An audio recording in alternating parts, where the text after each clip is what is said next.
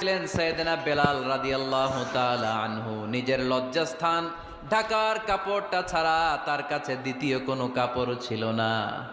সকালে যদি খাবার পেত, দুপুরে খাবার ছিল না, দুপুরে পেলে রাতের জন্য ছিল না, আজকে খাবার থাকলে কালকে নাই।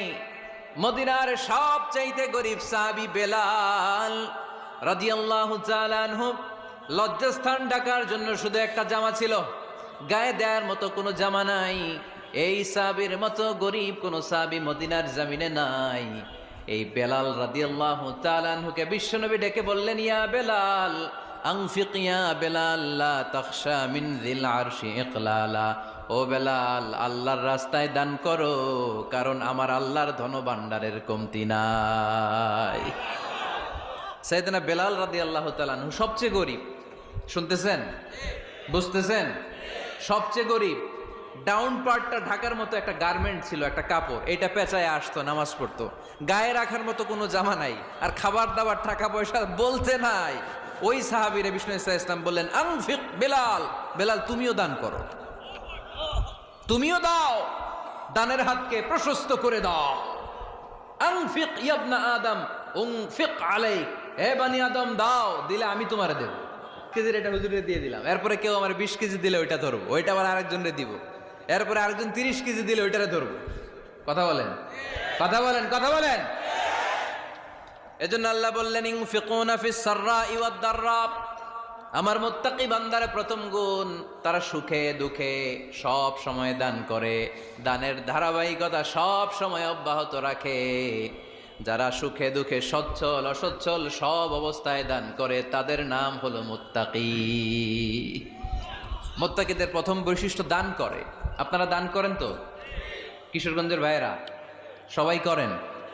করেন তো? Take it as a reminder. আজকের এই আলোচনাটা একটা রিমাইন্ডার হিসেবে নেন। যাদের দান করতে একটু সমস্যা, মনে থাকে না, অলসতা বা একটু কিপটামির মনোভাব আছে, এই কিপটামি কৃপণতা ভুলে যান, দেন। দেন না একটু, আপনারা দিবে কে? বিশ্বাস হয়? দিলে বাড়ে, দিলে না দিলে কমে, কারণ আপনি দিলে আপনারে দিবে কে? তবে গোপন অবস্থায় দেওয়াটা উত্তম। প্রকাশ্য দান করলে আল্লাহ কবুল করেন, ওইটাতেও সওয়াব আছে, কিন্তু গোপনে দান করলে বেশি খুশি হয় কে? গোপনে দান করলে আল্লাহর রাগ ক্রোধ কমে যায়।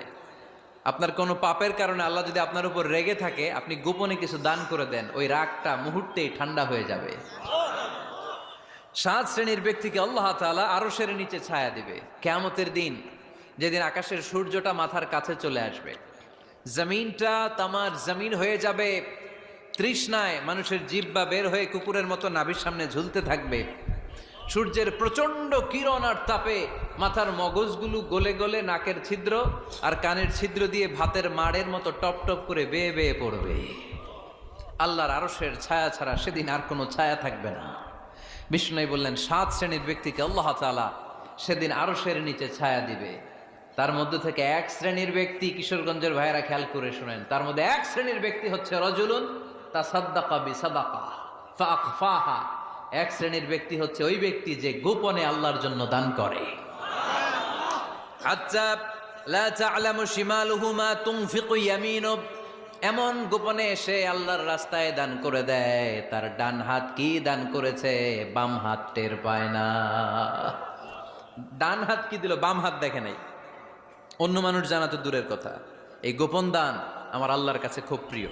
এজন্য একটু দান করার অভ্যেস করেন, অল্প করে করেন। আজকে যে এই 5 টাকা দান করে দেন মসজিদে, 2 টাকার নোট থাকলে দান করে দেন, 1 টাকার পয়সা থাকলে দান করে দেন। দান করতেই হবে, কারণ মুত্তাকি হতে চাইলে এই দানের ধারাবাহিকতা কন্টিনিউয়াসলি এটা রাখতে হয়, এটা থামানো যায় না। সময় ভালো বেশি দিলাম, সময় খারাপ কম দিলাম, কিন্তু দিতে হবে। রাজি আছেন? আল্লাকা সিররুন ইনদাল্লাহ